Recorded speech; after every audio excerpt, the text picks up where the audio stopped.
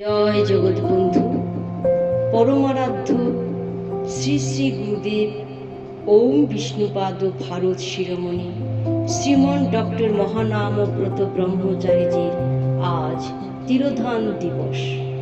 তার এই সুদীর্ঘ ৯৫ বছরের মহাজীবনী কথা আজ চলুন সংক্ষেপে স্মরণ মনন করি। গীতায় ভগবান বলেছেন, শুচিনাং শ্রীমতাঙ্গেহে যুগভ্রষ্ট অভিজায়তে, অর্থাৎ পবিত্র পরিবারে যোগী ব্যক্তির জন্ম হয়। মহানামব্রতজির ক্ষেত্রেও এই নিয়মের ব্যতিক্রম ঘটল না। তিনি আবির্ভূত হলেন পরম পবিত্র কুলে। পিতা ছিলেন কালিদাস দাশগুপ্ত, মাতা কামিনী সুন্দরী। তার ছেলেবেলার নাম বঙ্কিম দাশগুপ্ত, মা ডাকতেন কান্ত বলে। প্রচলিত নিয়ম লঙ্ঘন করে তার হাতে খড়ি হয় মাত্র ৪ বছর বয়সে। ১৯০৯ খ্রিস্টাব্দে স্থানীয় পাঠশালায় তার বিদ্যারম্ভ হয়। যেমন ছিলেন তিনি দুরন্ত, তেমনি মেধাবী। পড়াশোনায় তার ছিল খুব আগ্রহ, কিন্তু দরিদ্র অসহায় মানুষের জন্য মন তার সর্বদা কেঁদে উঠত। তাই তিনি সহপাঠীদের নিয়ে একটি পুর ফান্ড গঠন করলেন। বাড়ি বাড়ি গিয়ে অর্থ চাল ডাল সংগ্রহ করে দরিদ্র অসহায়দের মধ্যে ভাগ করে দিতেন। আবার পড়াশোনার সাথে সাথে অন্ধ ও বধির পিতার সেবা করতেন। পিতার কাছে বসে উচ্চস্বরে পাঠ করে শোনাতেন রামায়ণ, মহাভারত, গীতা, ভাগবত ইত্যাদির মতো বড় বড় গ্রন্থ। এই সময় মহাত্মা গান্ধীজির অসহযোগ ও ব্রিটিশ দ্রব্য বর্জন আন্দোলনের ঢেউ এবং দেশবন্ধু চিত্তরঞ্জন দাশের অভিমত, ইংরেজি শিক্ষা কৃতদাস তৈরির কল ইত্যাদি তাকে অভিভূত করে।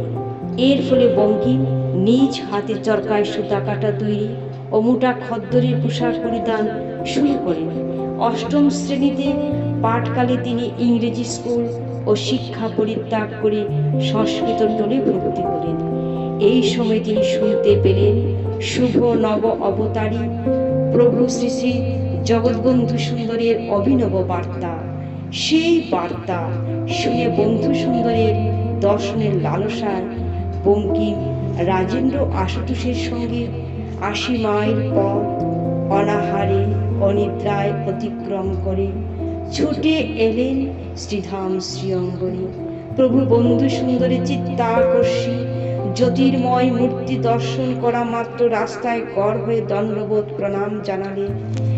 আঙ্গিনায় প্রবেশ করার পর প্রভুকে সাক্ষাৎ দর্শন স্পর্শের লালসা তার তীব্রতর হল। শ্রীপাদ মহেন্দ্রজি কৃপায় তা পূর্ণ হল। পূজার আনন্দে, স্পর্শের আনন্দে একেবারে আত্মহারা হয়ে গেলেন। সেদিন একই সঙ্গে তার লাভ হলো গুরু আর গোবিন্দ। এই অসীমের বংশীধ্বনি শোনার পর থেকে বঙ্কিম একবার যখন কানে এসে পৌঁছে গেছে, তখন মাঝে মাঝেই ছুটে চলে যান সেই ফরিদপুরে। কিন্তু শ্রীপাদ মহেন্দ্রজির আদেশে তিনি মেট্রিক পরীক্ষা দিলেন, ডিস্ট্রিক্ট স্কলারশিপ সহ মেট্রিক পাশ করলেন। পিতৃবিয়োগের পর আর তার গৃহে থাকতে পারলেন না। মহাপুরুষদের কাছে সংসারের বন্ধন কোনো বন্ধন নয়। মহাপুরুষগণ যখন মাতা পিতা আত্মীয় স্বজন সকলকে সেবা যত্ন করেন, ভালোবাসেন, ভক্তি করেন, সবই নিরাসক্ত ভাবে। তাই অনায়াসে গৃহের বন্ধন মোচন করে বঙ্কিম চলে এলেন শ্রীধাম শ্রীঅঙ্গনে। শ্রীপাদ মহেন্দ্রজি তখন তাকে সাধুবেশ দিয়ে নামকরণ করলেন মহানামব্রত। এবার তিনি আত্মনিয়োগ করলেন মঠের নানা সেবার কাজে। শ্রীপাদ তাকে সাধুবেশ করিয়েই পাঠিয়ে দিলেন ফরিদপুর রাজেন্দ্র কলেজে। তাই একদিন তিনি মহেন্দ্রজিকে জিজ্ঞাসা করলেন, আপনি আমায় এই সাধুবেশ দিয়ে কেন কলেজে পাঠালেন? অতি সুমধুর কণ্ঠে শ্রীপাদ উত্তর দিলেন, বর্তমান সময়ে সরস্বতী দেবী লক্ষ্মী দেবীর পদসেবা করেন। বিদ্যার্জন মানেই অর্থ উপার্জন, ইহা যে সত্য নয় তা আমি তোমার দ্বারা দেখাবো। ফরিদপুর রাজেন্দ্র কলেজ হতে তিনি প্রথম বিভাগে আইএ ও বিএ পাশ করেন। এরপর মহেন্দ্রজি তাকে পাঠিয়ে দিলেন কলকাতা মানিকতলা মহোধর্ম মঠে। কলকাতা বিশ্ববিদ্যালয় হতে সংস্কৃতের প্রথম শ্রেণীতে প্রথম হন। গুরু নির্দেশে দর্শন শাস্ত্রেও তিনি এমএ পরীক্ষা দিলেন। তারপর মহেন্দ্রজির আদেশে পুনরায় তিনি আমেরিকা বিশ্ব ধর্ম সম্মেলনের প্রতিনিধি হয়ে নব বৈষ্ণব ধর্মের প্রচারের জন্য আমেরিকা যাত্রা করলেন। 1933 সালের আগস্ট মাসে বহু বাধা বিপত্তির মধ্য দিয়ে কপর্দক শূন্য অবস্থায় আমেরিকাকে পৌঁছালেন। অসীম গুরু কৃপায় তিনি সেখানে প্রফসন পরিবারের পিতৃ মাতৃ স্নেহে পুষ্ট হয়ে 3 বছর তাদের কাছে কাটালেন। দ্বিতীয় বিশ্ব ধর্মের সম্মেলনে মোট 4টি বিষয়ের উপর ভাষণ প্রদান করেন: অহিংসা, মহাত্মা গান্ধী, বিশ্ব ভ্রাতৃত্ব, প্রভু জগৎবন্ধু এবং হরিপুরুষ জগৎবন্ধু। প্রথম দিনের ভাষণেই তিনি আমেরিকাবাসীদের মন জয় করে নিয়েছেন।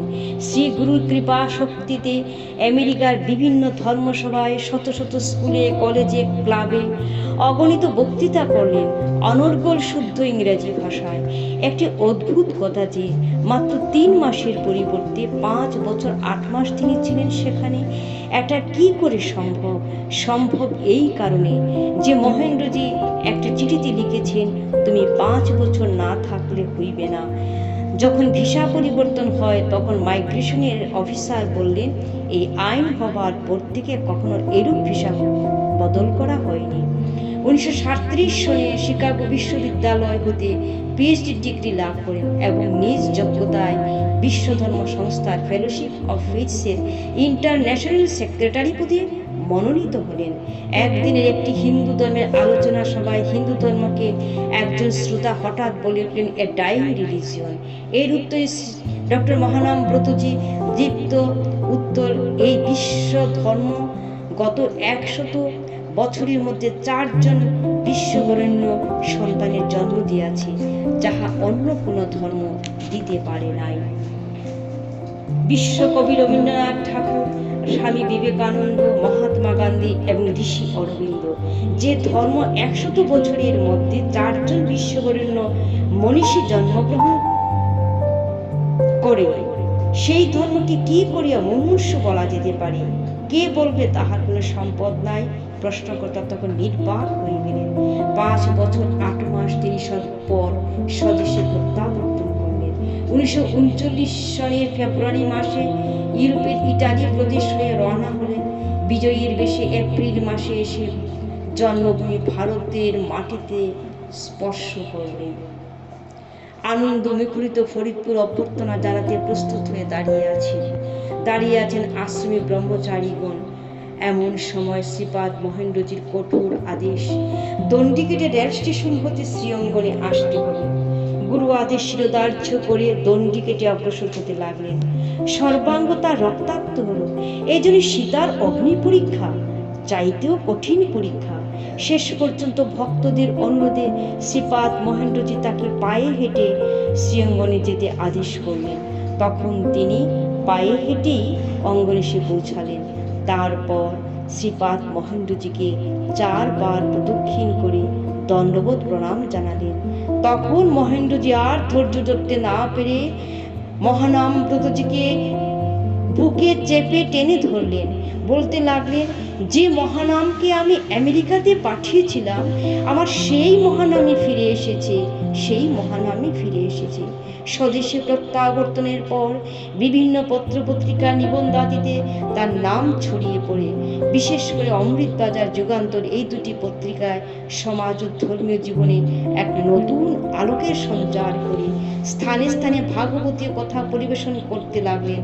ভাগবতীয় কথা ছাড়া তার ভাষণে থাকতো সামাজিক পারিবারিক সমস্যার কথা, শিক্ষার আদর্শ, ছাত্রদের কর্তব্য, অহিংসার মর্মবাণী।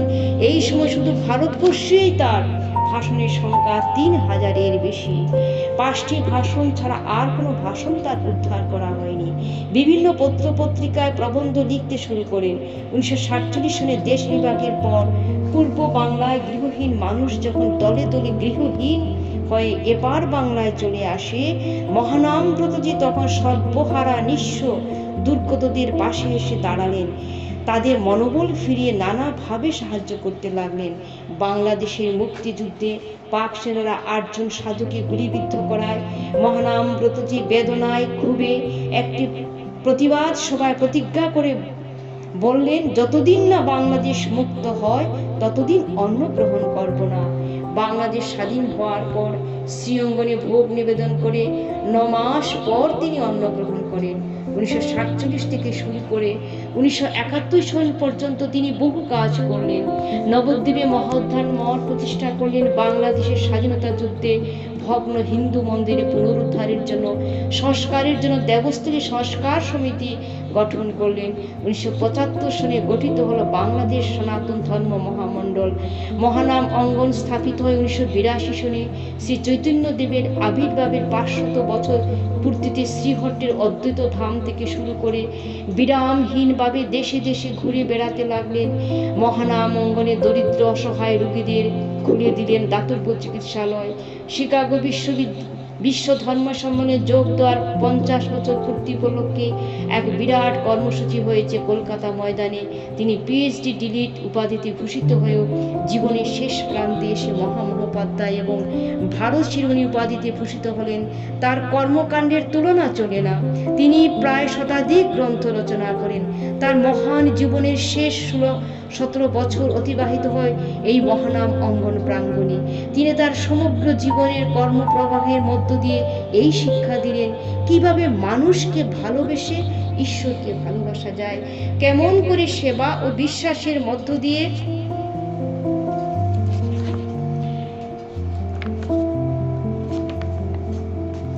জীবনকে বিকশিত করা যায়, তার নিষ্ঠার দ্বারা সকল বাধা অতিক্রম করা যায়। জয় জগৎ বন্ধু, জয় শ্রী গুরুদেব। আজ এখানে তার জীবনী কথা শেষ করলাম।